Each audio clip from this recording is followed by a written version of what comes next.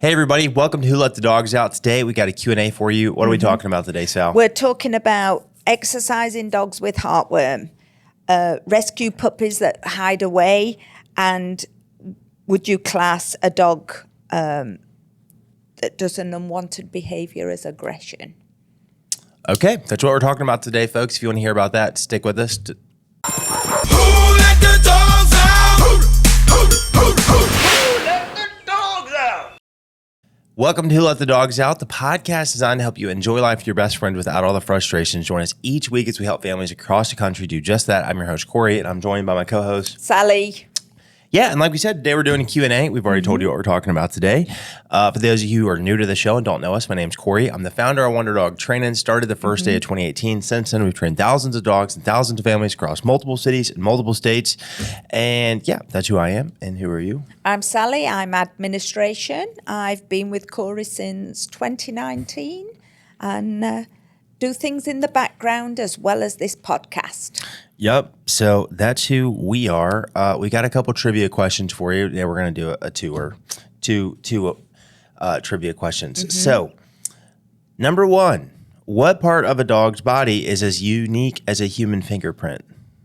Do you know this one off the top of their head? I think I do. What is it? Nose. Yeah. How many permanent teeth does an adult dog have? I remember doing this as a quiz and I can't remember. All right. Well, that'll be our first one. Our second one, what is the most common command that owners accidentally train their dog to ignore? Those are our two trivia questions. We'll be talking about those at the end. If you want the answer to the trivia question, stick with us to the end of the show, and we'll give you the trivia answers. Yeah. Okay. Formats. We're doing a Q&A today. That's fun because you guys send in the questions. We give you the answers. Yeah. So how do they send in a question? You can send it to me at sally@wonderdogtraining.com. Yep. Or you can drop it down in the comments below on whatever platform you're on. Yep. So you can send it there as well. Absolutely. We do dog talks. It's where we come on and talk about a topic related to dogs, dog ownership, dog training. I feel like we did one kind of recently. What was the last one we did? I don't know. Anyways, doesn't matter. And then we do interviews. So if you, go check out our channel for all that stuff. I think that's pretty much it, I guess. Last thing before we jump into questions and catch up is if you like the show, feel free to subscribe. Subscribe to the show, follow the show on whatever platform you're on. Yep. Like the episode. Yep. Share it with your friends. Yep. If you Definitely know anybody, friends, family, click the colleagues. like it because that helps with the algorithm. Yes, that would help indeed. That's pretty much it. How's everything going? Have we had any new subscribers lately? On YouTube, we're at 417. We're definitely growing for sure. Yeah. I haven't looked at like the audio platforms in a while, so That's I couldn't good. tell you. Let's keep growing. I think I might have the hiccups. Bad time for some hiccups. Because we're recording right now. Let's look at what I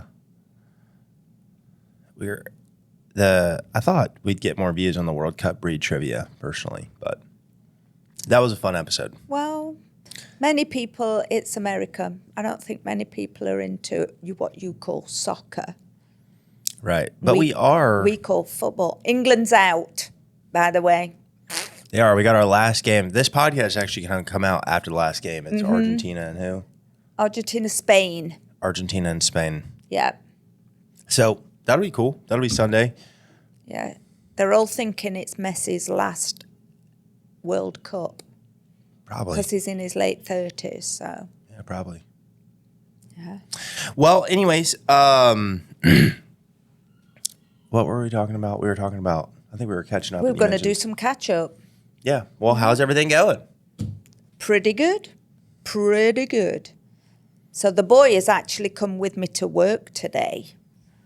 And I think he thinks he's going to be free in this back room, but he's not. He's gone in the training room.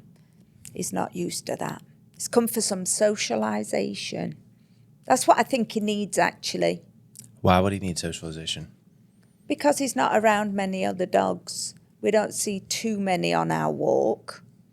His best friend, who's the Great Pyrenees, no, he isn't, is a Bernese mountain dog. He's not coming out much lately, so we don't get to see him. What's that one's name again? Taco? No, it's like taco. I always Burrito? Nacho? nachos. Just go through the whole Mexican menu. Burrito. Tortillas? Tortilla. Queso? Sauce? It's called nachos, and he's huge. Huge. Yeah. Well, that's good. Yeah. So I just think sometimes he just needs to be around other dogs. Oh, I forgot to send you this the other day. What? A fun announcement, folks. We just cracked 10,000 downloads on Spotify. Ooh, that's I feel like that's kind of a nice that's milestone. impressive. Yeah, I feel like that's kind of a nice That is milestone. good. I like that. Yeah. And I don't know how many podcasts can say that. I was listening to Joe Rogan this week, and I think there's like, I don't know how many active podcasts, but I think they said there's in between like 7 and 9 million podcasts out there or whatnot. So the fact that you're watching this, giving us your time and attention, we Yeah. really appreciate it. We do. We do. Well, comments, we only got one new comment since the last time, and it's from Cynthia Gregory, and it's addressed to you, Sally. It says, Sally, please send me how to keep my dog from pooping in the house and jumping on people, please. I will. I'll do I that. think she's in Go High Level. Yeah, I think she's in our CRM. I will. I'll get that done for you. Yep. Anyways, and another fun one too. This was a couple weeks ago, but we got one of our short videos that we put out, like a clip from the podcast. I think it's the first one to crack 1,000 views. That one was what's it called? That one was on, I think, like, the one when the person raises their voice, the dog pees on the floor. Oh. Yeah, that one got 1,000 views. You know, I always think about it like, because we're we're in a multi-year process of growing a show from the ground up and like doing no advertising other than just simply, we're doing no advertising other than just like sending it to our own like newsletter list that we send it out to each week. And so one of the things I think about is like, whenever you think of like, for example, the World Cup video, that one I guess is not necessarily transporting a dog training message. We'll go back to our last like full length episode that we did. I'm trying to think. Hold on. I'm trying to find a full episode. Okay, how to stop your dog from eating cat poop. That must have just been a question we did. Whatever. I can't find the actual videos. Hannah needs, the thumbnails are a little, like, I can't tell the difference between like a clip and a podcast. Forgive me. My point with this is basically if we had 45 people in a room and I was telling them how to get their dog to be nice to their cat, I'd be like, wow, that's a lot of people who came to hear that message, you know, Yeah. versus like, you know, people being like, oh, you only got 35 views. It's like, well, 35 people in a room is a lot of people. It you know? is. If you Yeah. think about it like that, or like an auditorium with like, you know, I think one of our bigger videos right now is the 777 puppy method. And that's at like, you know, close to 700 views. It's like, well, that's pretty cool. Like, I've had I don't know if I've ever gathered 700. I definitely haven't ever gathered 700 people in a room before. I think as well, though, it's quite selective, isn't it? If you know that there's a podcast on something that's particular to you, like chasing cats or eating cat poop, they're the people that are going to watch that. Whereas the 777 for puppies, there's hundreds of people that have got puppies that it's significant to. So, Right. yeah, I'm not surprised we've got some low hits and some higher hits. Yeah, no, that makes sense. Yeah, just keep watching. Anyways, well, I might be having to make a puppy name soon. I don't know yet. Not 100% sure. I think you should. I've been thinking about this as well. And I Please think- give me your opinion. I think you should call it AIM. AIM? AIM. It's Mia backwards. Oh. I was about to say, what a dumb name. That sounds so dumb, but Well, it's not quite Mia backwards, is it? Yeah, it is. AIM. That would be cute, though, wouldn't it? Little AIM. wouldn't it be funny if you spelled Mia backwards wrong? Yeah. You'd be like, what? You can name her Ima. Yeah. But That's funny. you're going to have this really well-trained dog that's going to do all these awesome things and just one name, AIM. There you go. I got to give it points for creativity. It's creative, isn't it? I've never met a dog named AIM before. People I'm probably are- not going to name it that. No, of course you're not, because people will think you'll be pulling out a gun. They will be like, AIM. They'll be like, what? And there comes the dog. Amos. It's not a girl name, but Are you having a little girl? probably. Okay. Dude, I had to fill out an application to apply to buy this puppy. I was kind of nervous yesterday. That is good. Yeah. I like that. No, it's this. I don't know. I'm not like it's not like 100% like a done deal yet or anything like that. But the day that this podcast comes out, it's not. The day this podcast comes out, she's doing an ultrasound to confirm like how many puppies are in there and stuff. And but yeah, I had to fill out an application. So I sent her the girl a message. This litter was like referred to me by a local guy, and so I look into it. I'm like, wow, that like checks all my boxes. And so I reach out to her, and I realized that she had like a form to fill out. It's a pretty long application. It was like, what's your name? What's your experience with dogs? What characteristics do you want in a puppy? What characteristics do you don't want in a puppy? What are you gonna do what's your puppy gonna do when it's unattended, or like when you're not home? What do you plan on doing with your puppy? If you ever if you ever move, what's gonna happen to the puppy? If your family grows, what's gonna happen to the puppy? Have you ever rehomed a dog before? Have you ever turned a dog into a shelter before? Just different stuff like that. Wow. Personal reference. I put you down. I'll reference. I put you down. Reference. I'll be like, oh, no. Your vet and their phone number. I put down Melanie, Dr. Melanie. Perfect. I texted her. I was like, I need a vet recommendation or a vet referral, so I'm just putting you down. Yep. I mean, because I probably will go see her because she did all of me as acupuncture, but she also, I think, can do like whatever shots we need and just basic care and stuff like that. So I'm going to see if I can pull some strings and have her be my primary vet for this puppy. If I get this puppy, we'll see. I don't know. Don't want to get my hopes up. The timing seems superb, though. Oh, it's all coming together. It is. Okay, it's kind of a crazy story. We'll see. I mean, if this happens, it'll be a crazy, like, God story. But I've been looking at puppies online. I've been looking at litters, been researching, looking at a lot of litters and stuff. And Tell them what breed, though. They might already guess. Sorry. But what breed of dog are you particularly this is wanting? another Belgian Malinois. And, well, I'd been looking online at, like, puppy websites, and it just felt icky. Like, it just didn't really feel right. I'm not saying that's a bad way to find a puppy. It just like didn't really feel right. Anyways, I was introduced to this trainer in Mississippi by a couple of jiu-jitsu friends, and he does the sport that I want to do with my new puppy, which is PSA. I think that sounds really fun, really cool. And so anyways, I call him yesterday, and I was just like, hey, I'm planning on getting a puppy. Just wanted to like talk to you about possibly training with you whenever I do get this puppy. And he's like, so anyways, we started talking about it. And I was like, man, do you by chance know any people with like a litter that'll be around in like October maybe? Or a little later in the year, because I'm getting married in a few weeks. And so I wanted to get a couple months to like settle in before we bring a puppy into the house. And so he's like, yeah, I actually do. The nephew to my dog just had a litter, the brother to my dog, or something like that is just, they just did a breeding announcement. So he sent me the post, and I read the post about the dogs, and the girl who's breeding the dogs owns both the mom and the dad. And she basically just described like kind of what I was looking for. Like, oh, this is like, they're great working dogs. They're like, the dad is like titled in the sport that I want to do as well. Mm-hmm. And so they've got great working drives. They're really social and friendly and stuff. And they also have like a great like off switch, which means that, and she said they're great companions when they're not working basically. And I was like, wow, that literally checks all my boxes. I want a dog that like wants to work when it's time to work, can be a good family member, is clear-headed, very stable, good genes, and also very friendly, Mm-hmm. And I was like, wow, what a cool. And I'd been looking at puppies, and like I said, it just felt off. Like it wasn't nothing wrong with it. It just didn't feel right. Anyway, so then I'm like, the one day I call this guy, and I was the last deposit she took too. I haven't like paid her yet, but I'm the last person that she put on like the list to take a deposit from until she has the ultrasound. So I was like, man, what are the odds though of all that like lining up? Yeah.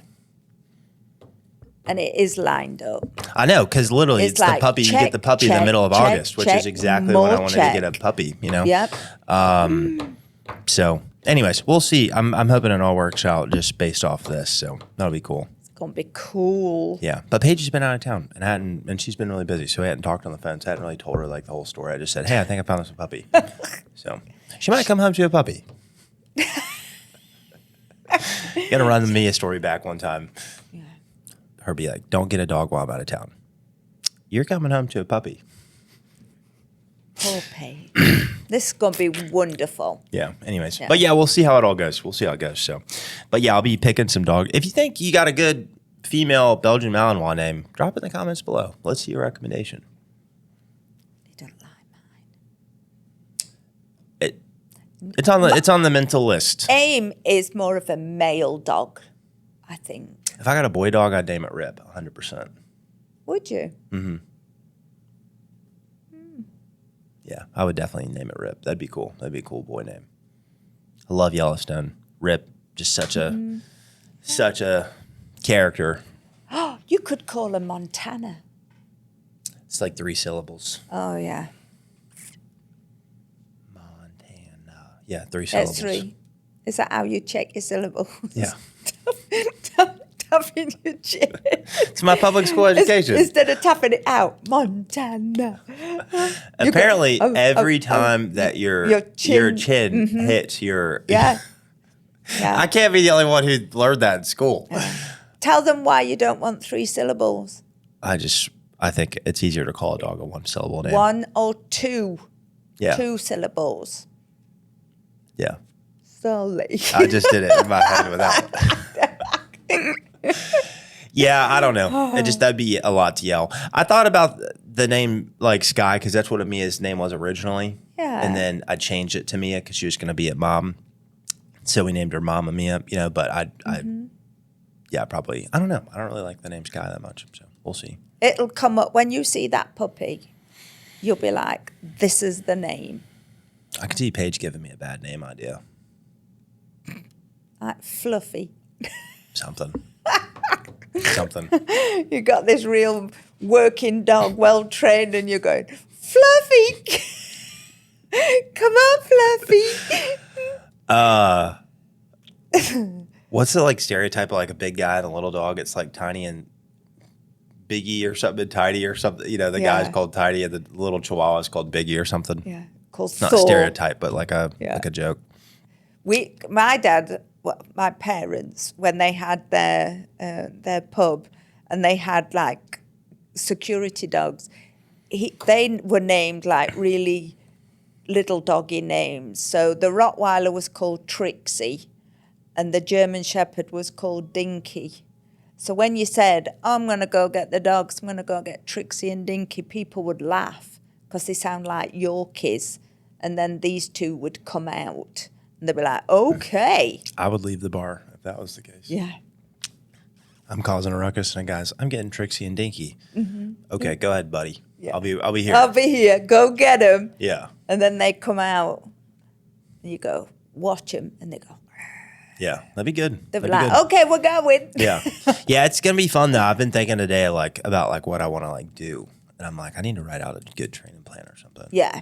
Yeah, because I'll be doing a lot of stuff. Big shoes to fill. Wouldn't it be quite strange if she didn't approve you as you're a dog trainer? You've got the best. Oh, that was another one too. It was like, what do you want to do with the dog? And I was like, well, I plan on doing like PSA and search and rescue with this dog. I plan on like going on lots of adventures with this dog, and it'll be a family pet. And I was like, what if that's not enough? What else can you do? Well, I had messaged her on Facebook, and I was like, hey, I just saw, about your litter and your breeding announcement, and I just wanted to inquire about a puppy. And then, I don't know, 10 minutes later, I texted her and I messaged her on Facebook, and I said, oh, by the way, I just filled out your form. She messaged me probably like an hour later, and it's like, oh, yeah, I just got your form. Like, what other questions do you have for me? And I was like, well, that was my first time filling out an application for a puppy, and I'll be honest, I was kind of nervous. That would be so strange when she comes back. No, you've not quite got the credentials I'm looking for. You're like, No, she hit me with a, everything looks great. So I was like, all right, cool. Yeah. But no, I was real nervous for us. I'm like, this is just, I'm sure that's a pretty common thing. Like, I'm sure that's not uncommon. I think that is a really responsible breeder. I probably had to fill out a form for Sully. Actually, come to think of it, well, the stakes were lower because it wouldn't have been my dog. But I had to fill out a form for Sully on Golden Miracles. Yeah. I feel like. So. Yeah, because we agreed to not breed him with him. Yeah. And all the other good stuff. That was one thing that was in there too, is like, would you be okay? Are you okay signing a puppy contract? And I was like, I mean, sure. I don't know what the terms are. Oh, so would that be whatever she'd get some claim to whatever No, litter no, I you don't. had. No, I don't know like the details okay. of that or whatnot. Yeah. But I don't know the details of I that. should imagine she's not She going to also want mentioned- you to breed with. I think so. I think that Yeah. was part of it too. Is Yeah, like you don't breed can't because breed this then you dog or keep something. the bloodline. Yeah. Yeah. I'm sure you could buy rights. I don't know. It's not really an interest of mine at the moment. No. So, No. but I'm sure you could buy rights or whatnot to that. I don't know. There was something else that was on there. One of the questions was, would you be okay with co-ownership? And I was like, I don't really know what that means, but probably not. I would. My first thought with that was that they keep part ownership to the dog. Well, yeah, clearly. But I'm like, what does that entail? Oh yeah. Like if we're Yeah. 50-50 partners on a dog, like what does that entail? I just, like I said, that one was just something Yeah, I was that's like, awkward. I know people have had clauses in theirs that, you know, if you don't want to keep the dog, it comes back to me. You Yeah. don't just move it off somewhere else. yeah, no, that makes sense. Yeah. Yeah. Like I said, I come to think of it, I had filled out a puppy application though. I did that for Sully. Yeah.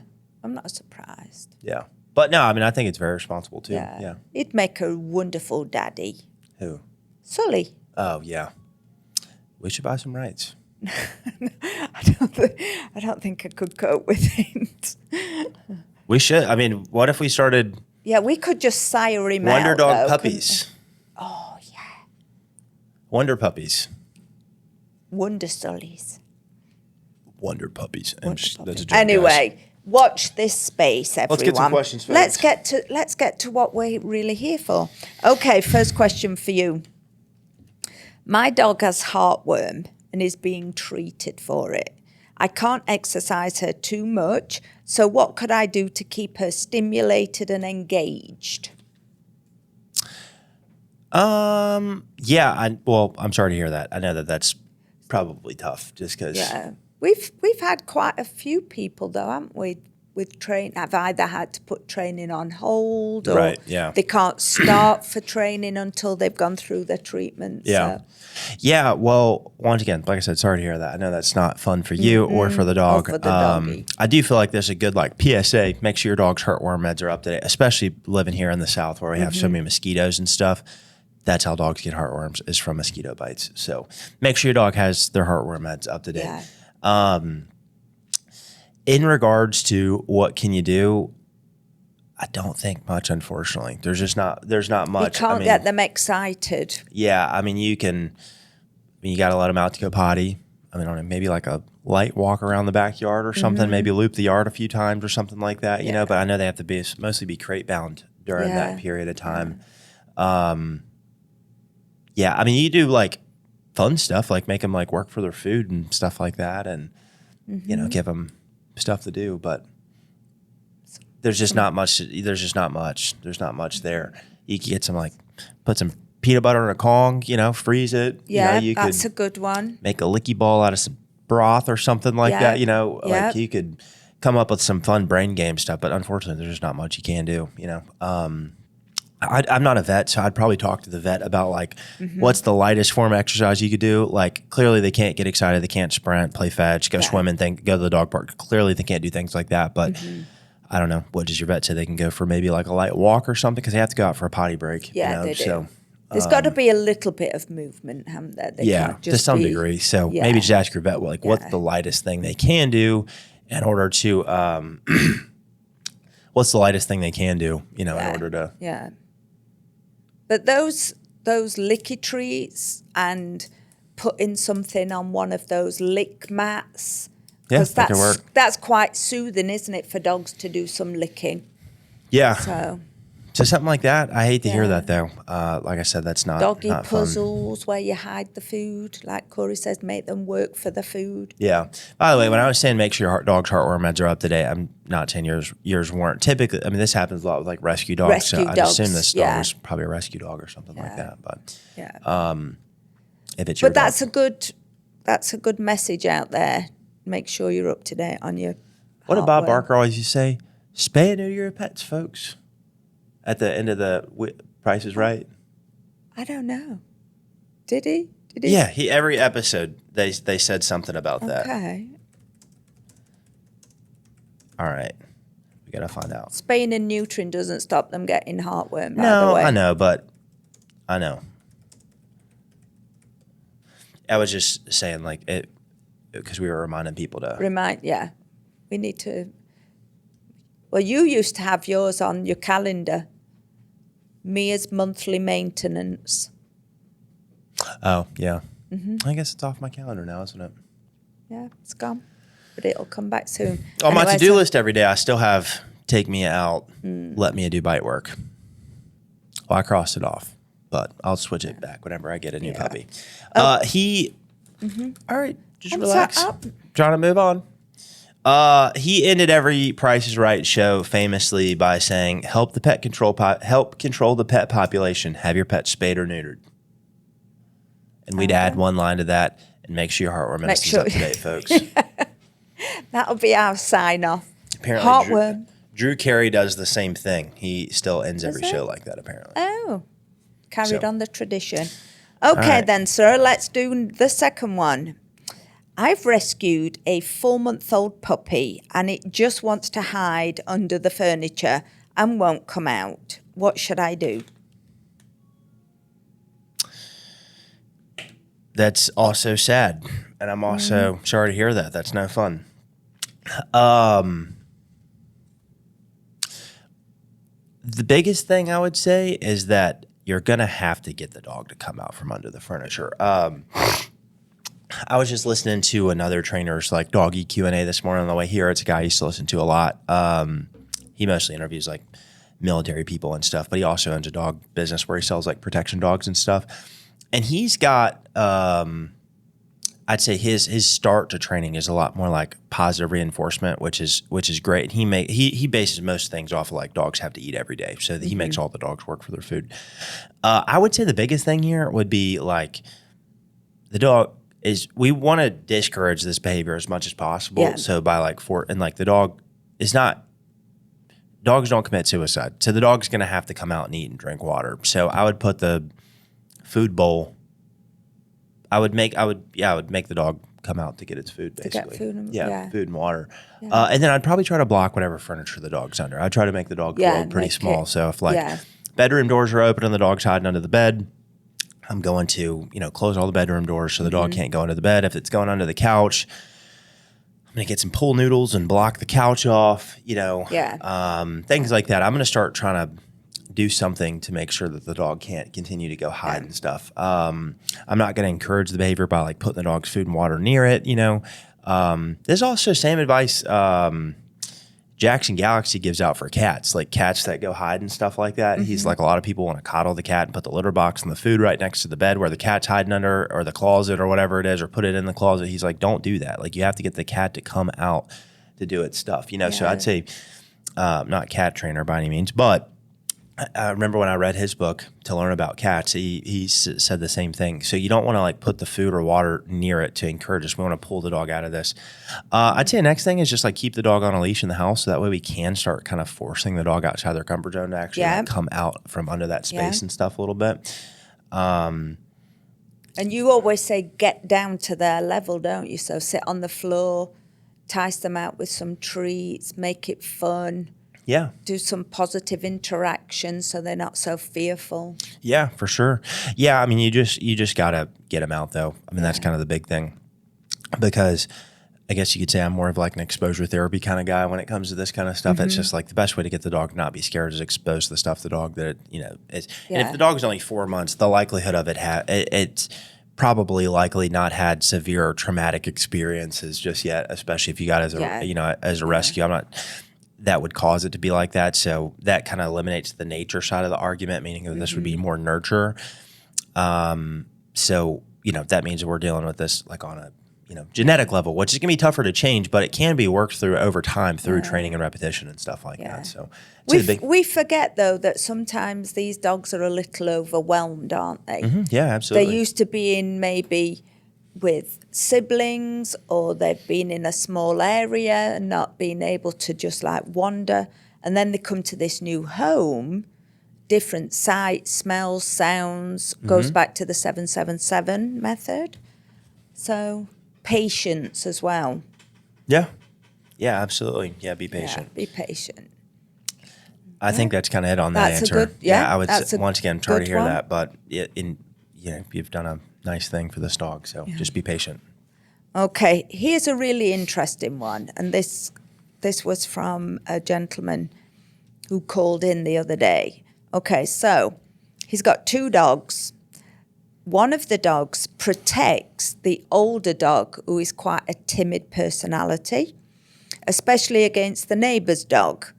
She actually got to this dog the other day and pinned it to the ground by the throat. No injuries were caused. She just held this dog down. Is this a sign of aggression, and can this be trained, or can this dog be trained not to do this behaviour? That is an interesting question. So the dog pinned the other dog This down, neighbour's dog but didn't actually like attack the No, dog just mouth round the and down, held it down with its mouth. with its mouth. Yeah. Well, I mean, that's good control. Yeah. But I don't, and I would deem aggression as the dog biting another dog or person outside of the context of play. This clearly doesn't sound like play, but it also sounds like the dog didn't actually bite the other dog or anything like that. So I would say this would be if it's not aggression, it's pretty close to on the edge or something. And I would be pretty alarmed by this behavior. This guy was pretty alarmed. Yeah, I would be too. Yeah, it's crazy. In regards, can you fix this? Yeah, I think overall training can be a great place to start. Training your dog. I mean, especially to like be off leash, probably limiting access to the neighbors' dogs, things like that. So yeah, I mean, overall, I think that there's a lot of stuff you could do to help this situation. Could we get your dog to like the neighbor's dog? Probably not. Maybe, I don't know, but that wouldn't be my first goal. My first goal would be to train the dog, get a good baseline, have control over actually your have the dog dog. listen and stuff like that, and then kind of go from there. Yeah, because we can't control everything, but if you can control your dog, at least you're part way there, aren't you? Yeah, but in regards to like, is this aggressive? I'd say it's very close. Yeah, fine line. Fine line. Is it more luck than judgment that it didn't puncture the dog when it put its mouth round it? I mean, I don't know. You know, lots of questions. But just to say, we don't specialise in that area, so we referred them to somebody who does. Yeah. Hopefully they'll get... But I just found it fascinating, so I wanted you to hear the question as well. Cool. Wonderful. Well, let me tell... I want to share something with you as well. I did some world news, and we normally have really happy news, but I found this fascinating, and it stirred up a lot of emotions in me. So, don't know whether you know this or not, everyone. There is a colony of dogs that are bred with muscular dystrophy. And they've been interbred for decades in order for them to use them as test subjects for invasive and deadly experiments for muscular dystrophy. So these dogs are injected in their muscles up to like 50 times. They're used for biopsies. And then after they've gone through all this horrendous pain, I should imagine, they're then euthanized so their tissues can be dissected and analysed. And federal grants allow this to continue. So with me having MS, which sometimes comes across as muscular dystrophy, I was quite horrified with this. Yeah, that's terrible. That they're just bred for decades. So all the dogs that are now bred have got muscular dystrophy and they can't walk, they're in pain. I'm like, geez, to me that's dog abuse, that is. And I think sometimes people that have got the actual illness, if all else has failed, they tend to come forward and say, test on me. I've got nothing to lose. But yeah, I heard about that. It's tragic. Tragic. Are you looking it up?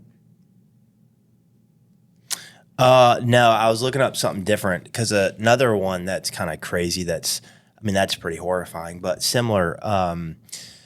Did you hear about Dr. Fauci and the beagles? Like Dr. Fauci from like during COVID and like the experiment on the beagles and stuff like that. It says in one study involved beagles that were exposed to sandflies carrying parasites as part of the research into diseases such as I'm not even gonna leishmaniasis. Images and descriptions of the experiments circulated widely online, leading to public outrage. Is this the big story of the beagles that have just been released?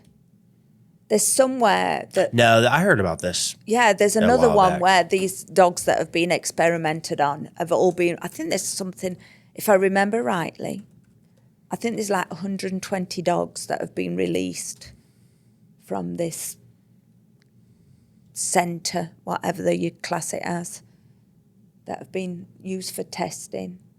I was like, oh my God. So I'm sorry today's world news was a little bit, but my goodness. Yeah. I don't want to talk about this on the show. It's kind of gross what actually happened to the beagles and stuff like that. Yeah, we don't. Just know it's happening, people. Yeah. And that one was funded by grants. Yeah. Federal grants allow this to happen. Crazy. Yeah. Our tax money's paying for that, folks. Yeah. Tragic. And it was the muscular dystrophy thing that took my attention because these dogs are suffering in order for humans to have, the medication they need. Yeah. What the heck? Yeah, it's kind of crazy. It is. Okay, let's do some we're fun do some trivia, but I'm Yes. actually going to turn the tables on Sally real quick. If you watched last week's episode, we did dog breed trivia based on the World Cup. So every country that competed in the World Cup that had a national dog breed that's like specific to their country, she asked me, quizzed me. The score ended up being 19-19. I got 19 right. I missed 19. So I'm going to ask Sally about two breeds from the finals because it's Argentina versus Spain, right? Yeah. Okay. Argentina, what is their famous dog breed? Can I get that piece of paper back that I screwed? The one that's over there? That I screwed up thinking I don't need it ever again. It's called an Argentino. Doggo. Yeah, Dogo Argentino. Dogo Argentino. All right. And Spain. Give me one. There's four here. Oh, jeez, dude, that's not fair. Chihuahua. No. So the word Spanish in front of something. Spanish Mastiff. Yeah, good job. I was just trying to go through my brain of how many times we said Mastiff in that whole thing. Well, you remember last week I said Portuguese water dog, and then you said Spain, and I was like, Portuguese water dog. And you're like, no, that's Portugal. That's Portugal. Right. And then I didn't know they had a Spanish water dog. I didn't know that. I didn't know they got a Spanish water dog. Anyways. Thank you for that. All right. So going to our actual trivia for the week, we had first asked what part of a dog's body is unique as a human fingerprint. You said their nose. That was correct. Yep. Then I said, how many permanent teeth does an adult dog have? She said she remembers this being a previous trivia, but doesn't remember way back when. Dog's teeth. Yeah. 32. 42. Yep. Really? Good job. We'll give you a point for that one.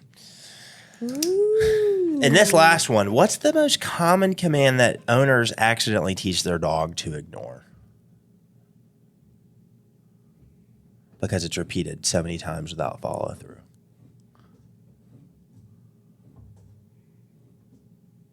Sit. Come. Come. Yeah, they call their dog over and over and the dog doesn't come. Oh, yeah. Most dogs sit if you tell them to sit, actually. Yeah, they do. Even Osa sits every time you tell her to sit, which says something. Osa's my parents' chow chow. Very stubborn. Osa goes on Aborigine walkabouts around the neighborhood. That is true. And she definitely does not come when you shout, come. She does in the house. In the house, she does. There you go. She just wants to be out and free. Yeah, my parents text me, my dad particularly, texted me, asked me to bring her back up here to camp and train her again. Like, he wants her to learn come, lay down, door manners again, something like that. I'm like, I brought her up here multiple days. Y'all never practiced with her once. Yeah. Maybe less than 5 times of practice. And I'm like, y'all would be the worst clients. So. Yeah, you need to do your homework, Brad. Anyways, well, that's our trivia, folks. Yeah, it was Remember, if you fun. like the show, if you learned anything today, click the subscribe button, subscribe, follow the show. If you want to engage with us, comment down below on whatever platform you're on. We'll see it. Like the show. If you got any value out of it, share it with a friend, family member, colleague, something like that. That'd mean the world to us. Yeah.